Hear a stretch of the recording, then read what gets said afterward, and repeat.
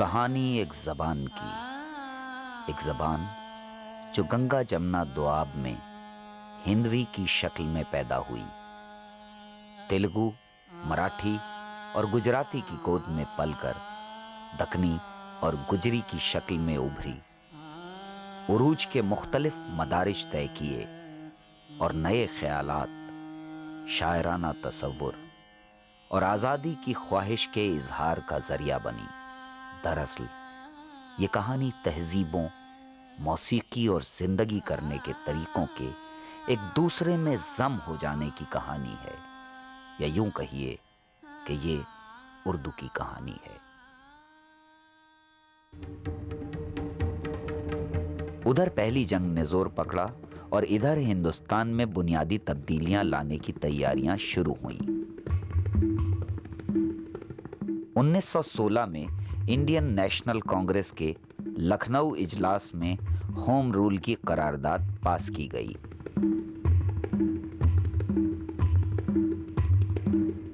19ویں صدی کے آخر سے کلکتہ، بمبئی وغیرہ میں صنعت سازی کا کام شروع ہوا اور رفتہ رفتہ مزدور تحریک پروان چڑھنے لگی۔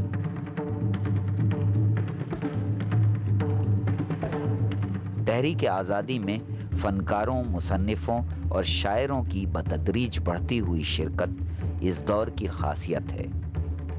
1917 میں روس کے اشتراکی انقلاب نے مزدور تحریک اور دانشوروں کو متاثر کیا۔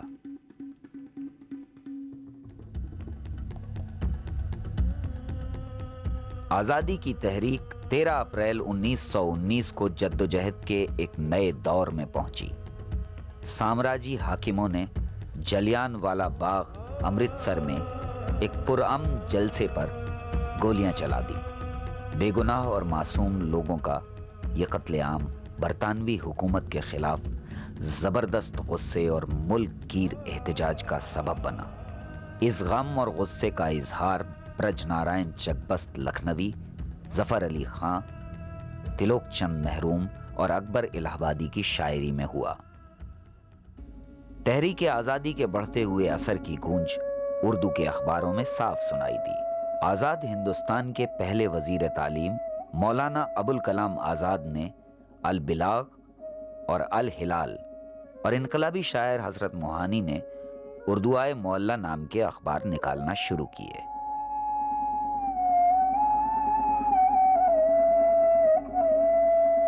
حضرت موہانی نے کانگریس کے 1921 کے اجلاس میں مکمل آزادی کا ریزولوشن پیش کیا۔ اس وقت یہ قرارداد پاس نہیں ہو سکی، لیکن اس نعرے کو عوام میں بے انتہا مقبولیت حاصل ہوئی اور تحریک آزادی میں عوام کی شمولیت کو بڑھانے کے لیے اس کا بہت بڑا ہاتھ تھا۔ انقلاب زندہ باد کا نعرہ، جو بعد میں بھگت سنگھ کے نام کے ساتھ منسوب ہوا، دراصل حسرت ہی کی دین تھا۔ ملک کے حالات بہتر کرنے کی کوشش کرنے والوں نے 1850 کے فوراً بعد کے دور میں ہی تعلیم کو عوام تک لے جانے کی اہمیت کو سمجھ لیا تھا۔ ان کی کوششوں سے 1920 کے آس پاس اردو میں اعلیٰ تعلیم کے ادارے قائم ہونے لگے تھے۔ عثمانیہ یونیورسٹی نے انجینئرنگ، ایلوپیتھی، سائنس اور سماجیات کی اعلیٰ تعلیم اردو میں شروع کی۔ 1875 میں سر سید کا شروع کیا ہوا MAO کالج اردو کا بڑا مرکز بن کر ابھرا اور 1921 میں اس نے یونیورسٹی کا درجہ حاصل کر لیا۔ یہی وہ سال ہے جب ڈاکٹر ذاکر حسین نے مہاتما گاندھی اور علی برادرز کی اپیل پر MAO کالج چھوڑ دیا۔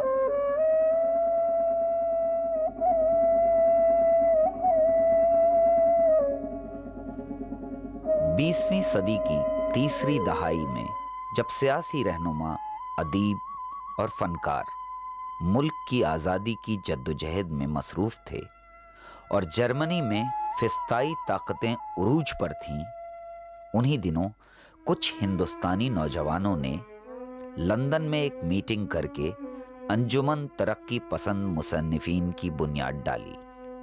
سجاد ظہیر نے انڈین پروگریسو رائٹرز ایسوسی ایشن کے اغراض اور مقاصد تحریر کیے۔ اور ایسوسی ایشن کے پریزیڈنٹ چنے گئے۔ پی ڈبلیو اے کا پہلا اجلاس 1936 میں پریم چند کی صدارت میں منعقد ہوا۔ پریم چند نے 300 سے زیادہ کہانیاں اور کئی ناول لکھے۔ ان میں گاؤں کی زندگی، کسانوں کی بدحالی اور زمینداروں کے ظلم کی لاجواب عکاسی کی گئی۔ اس کے ساتھ ساتھ پریم چند نے غلامی کے خلاف اور آزادی کے حق میں اپنی آواز بھی بلند کی۔ 1936 کے آتے آتے پریم چند نے ہندی اور اردو کے سب سے بڑے افسانہ نگار کا مقام حاصل کر لیا تھا۔ پریم چند کا اصلی نام نواب رائے تھا۔ یو پی کی ایک سرکاری اسکول میں پڑھانے والے نواب رائے نے اپنے افسانوں کا پہلا مجموعہ سوز وطن 1908 میں چھپوایا، لیکن نواب رائے کے برٹش آفیسر نے اس کتاب کو ضبط کر کے تباہ کروا دیا۔ نواب رائے نے اپنی نوکری سے استعفیٰ دے دیا، لکھنے کو اپنا پیشہ بنایا اور پریم چند بن گئے۔ شاعر، افسانہ نگار، نقاد بڑی تعداد میں پی ڈبلیو اے میں شامل ہونے لگے۔ 20ویں صدی کے اردو کے بہترین لکھنے والے اس تحریک کا حصہ بنے۔ رگھوپتی سہائے فراق گورکھپوری اور جوش ملی آبادی اردو کے بڑے نام تھے۔ دونوں نے پی ڈبلیو اے کے کام میں شرکت کی اور علامہ اقبال نے اس تحریک میں دلچسپی دکھائی۔ 20ویں صدی کے اردو ادب کے بہت سے بڑے نام اس تحریک میں شامل ہوئے۔ اسرار الحق مجاز، کیفی اعظمی، سردار جعفری، مخدوم محی الدین، ساحر لدھیانوی، مجروح سلطان پوری اور فیض احمد فیض نہ صرف تحریک آزادی سے وابستہ تھے بلکہ وہ پی ڈبلیو اے کو ایک بڑی ادبی تحریک بنانے والوں میں بھی پیش تھے۔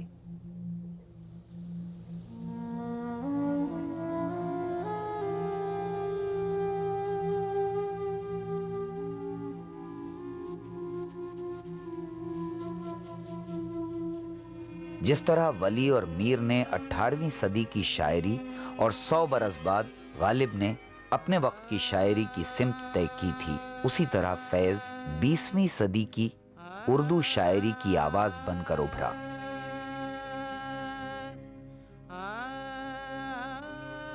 فیض عوام اور خواص دونوں میں عزیز تھا۔ تم میرے پاس رہو، تم میرے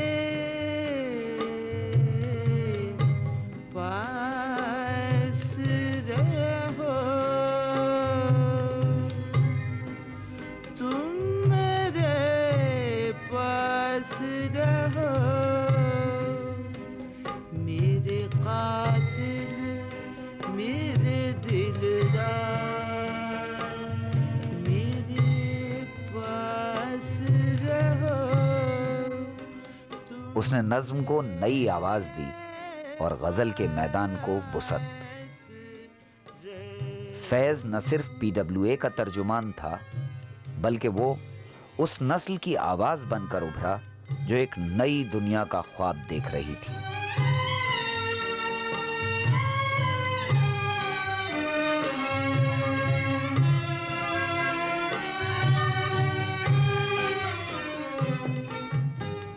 اردو ناول اور افسانے کی دنیا میں نئی طرزوں اور آوازوں کے لیے ہمیشہ گنجائش رہی ہے۔ شاید اسی لیے اردو ناول اور افسانے نے اپنے شروعاتی دور سے ہی انسان، سماج کے حالات اور اس کی برائیوں کو اپنا موضوع بنایا ہے۔ لیکن یہ صرف ایک عظیم مصنف کے قلم کا جادو نہیں، بلکہ مولوی نذیر احمد، رتن ناتھ سرشار آزاد، راشد الخیری، مرزا رسوا، سجاد حیدر یلدرم اور پریم چند کی مشترکہ کوششوں کا انجام ہے۔ اردو افسانے کو سعادت حسن منٹو، راجندر سنگھ بیدی، عصمت چغتائی اور کرشن چندر نے پروان چڑھایا۔ ان سبھی نے زندگی کے حسن کو اجاگر کیا اور سماج کے ناسوروں پر نشتر رکھا۔ قرۃ العین حیدر، بیدی، عصمت، کرشن چندر، عزیز احمد، صالحہ عابد حسین اور جوگیندر پال اس دور کے اہم ناول نگاروں کی طرح ابھرے۔ پر اس سے پہلے کہ یہ سب ادب کی دنیا میں اپنا مقام بنا پاتے، 3 بڑی تبدیلیوں نے اس خطے کی تاریخ اور حیت بدل کر رکھ دی۔ دوسری جنگ عظیم ختم ہوئی، ہندوستان آزاد ہوا، 3 ٹکڑوں میں تقسیم ہوا اور قتل و غارت کے دریا میں ڈوب گیا۔ اردو کے فنکار فرقہ واریت کے اس افرید کے خلاف اٹھ کھڑے ہوئے۔ منٹو نے ٹھنڈا گوشت، توبہ ٹیک سنگھ اور سیاہ حاشیے لکھے۔ اس کا قلم نشتر تھا۔ اس نے وحشت، نفرت اور انسانی درندگی کے اس ناسور کی ساری غلاظت کھول کر رکھ دی۔ مذہب اور سیاست کے نام پر جو کچھ ہوا وہ کرشن چندر کے قلم سے ہم وحشی ہیں اور پیشاور ایکسپریس بن کر نکلا۔ فیض نے رات کی ڈسی ہوئی صبح کا نوحہ لکھا، صبح آزادی، خوابوں کے چکناچور ہونے کا ماتم۔ یہ داغ داغ اجالا، یہ شب گزیدہ سحر، وہ انتظار تھا جس کا یہ وہ سحر تو نہیں، یہ وہ سحر تو نہیں جس کی آرزو لے کر چلے تھے یار کے مل جائے گی کہیں نہ کہیں۔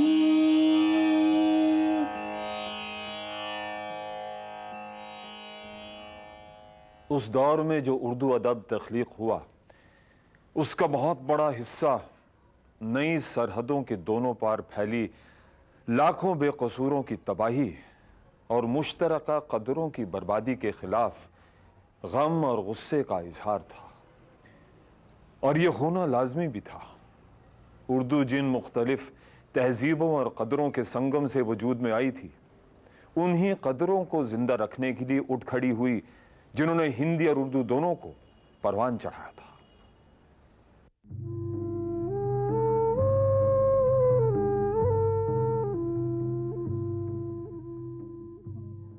آزادی سے فوراً پہلے اور بعد کے سالوں میں آل انڈیا ریڈیو کے پروگراموں میں غزل نے اپنی جگہ بنائی۔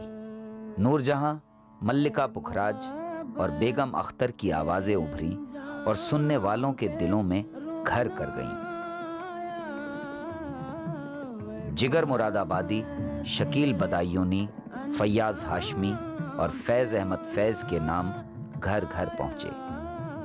عام فہم شاعری اور خوبصورت ادائیگی نے غزل کو جو مقبولیت بخشی وہ آج بھی برقرار ہے۔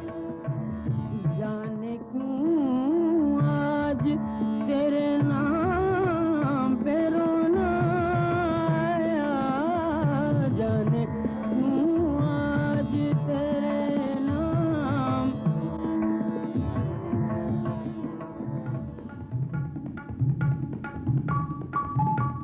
عالم آرا سے لے کر آج تک ہندوستانی سینما پر اردو نثر اور اردو غزل کی چھاپ برقرار ہے۔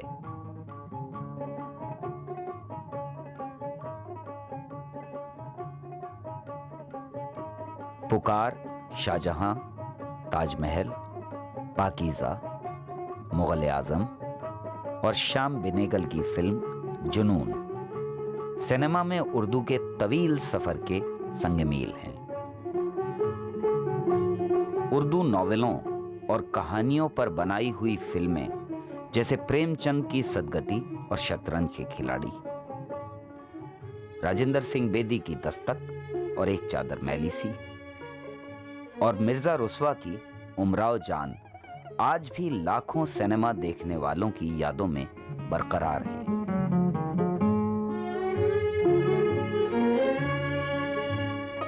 گرو دت کی صاحب بی بی اور غلام، چودھویں کا چاند اور پیاسا، ایم ایس ستھیو کی گرم ہوا اور سعید اختر مرزا کی نسیم ان انگنت فلموں میں شامل ہیں جنہوں نے بمبئی سینما کو ملک گیر شناخت بخشی۔ ان فلموں کی کامیابی نے بہت سے اداکاروں کو عوام میں بے پناہ مقبولیت دلوائی۔ کے ایل سہگل، پردیپ کمار، دلیپ کمار، راج کپور اور مینا کماری، مدھوبالا، سریا اور بہت سے دوسرے اداکار اپنی اداکاری اور اردو ڈائلاگ کی خوبصورت ادائیگی کی وجہ سے مقبولیت کی بلندیوں تک پہنچے۔ لیکن مجھے اپنی جان پر اختیار ہے، اگر انارکلی آزاد نہ کی گئی تو قید خانے کی یہ رات انارکلی پر نہیں، اکبر اعظم کی ساری زندگی کے منصوبوں پر بھاری گزرے گی۔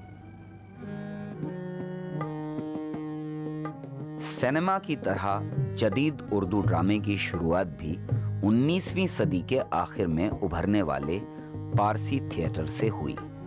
جدید اردو ڈرامہ آغا حشر کاشمیری کے ساتھ شروع ہوا۔ قدسیہ زیدی، کشمیری لال ذاکر، حبیب تنویر اور دوسرے ڈرامہ نگاروں نے اس مہم کو آگے بڑھایا۔ مشرقی حور، آگرہ بازار، قید حیات، دشمن، بیویوں کا مدرسہ، تغلق اور 3 ٹکے کا تماشا جیسے ناٹک لکھے یا اردو میں ترجمہ کر کے کھیلے گئے۔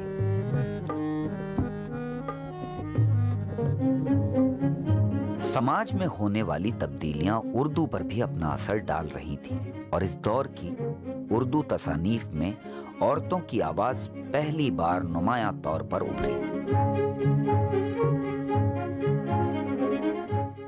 قرۃ العین حیدر، عصمت چغتائی، ہاجرہ مسرور، خدیجہ مستور اور جیلانی بانو نے عورتوں کے اکیلے پن اور ان کے سماجی اور جنسی مسائل اور استحصال کے سوالوں کو اپنے افسانوں اور ناولوں کا موضوع بنا کر ایک نئی ادبی روایت شروع کی۔ یہ وہ دور ہے جس میں طنز اور مزاح، جو اب تک سنجیدہ مسئلوں پر لکھے جانے والے افسانوں اور کہانیوں میں تفریح کے سامان کی طرح استعمال ہوتے ہیں، ایک الگ ادبی صنف کی طرح ابھر کر سامنے آئے۔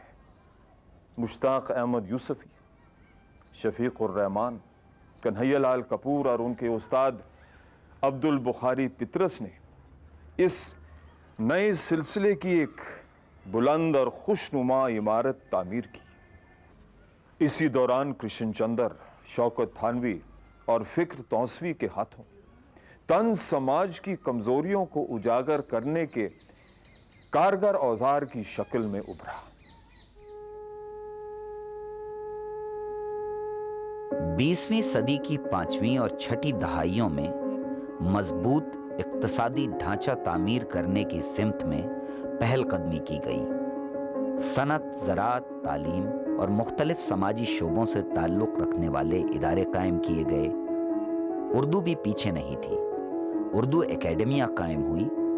اردو بولنے اور لکھنے والوں کے لیے اردو یونیورسٹیاں اور تحقیق کے ادارے قائم ہوئے۔ جموں اور کشمیر میں اردو کو سرکاری زبان کا درجہ ملا اور دوسرے کئی صوبوں میں دوسری سرکاری زبان کا۔ اخباروں اور رسالوں کی 80 لاکھ سے زیادہ مجموعی اشاعت کے ساتھ آج اردو ہندوستانی زبانوں میں دوسرے مقام پر ہے۔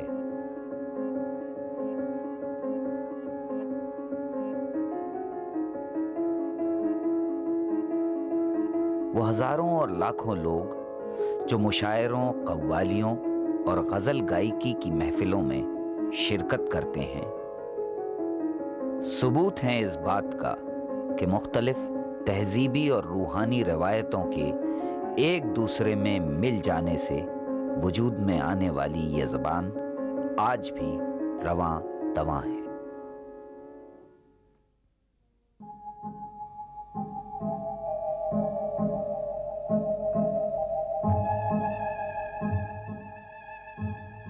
گلیوں، محلوں، بازاروں، خانقاہوں میں پیدا ہونے والی یہ زبان آج بھی عوام کی زندگی میں سانس لیتی ہے، آج کے مسائل کو پرکھتی ہے اور لگاتار اپنی تجدید کرتی ہے تاکہ اپنے انداز بیان کا حسن اور کھلا پن برقرار رکھ سکے۔ یہ اپنے پڑھنے والوں کی ادبی اور تعلیمی ضرورتوں کو پورا کرتی ہے اور انہی سے زندگی کرنے کا حوصلہ پاتی ہے۔ داغ نے غلط نہیں کہا تھا، اردو ہے جس کا نام ہم ہی جانتے ہیں داغ، سارے جہاں میں دھوم ہماری زباں کی ہے۔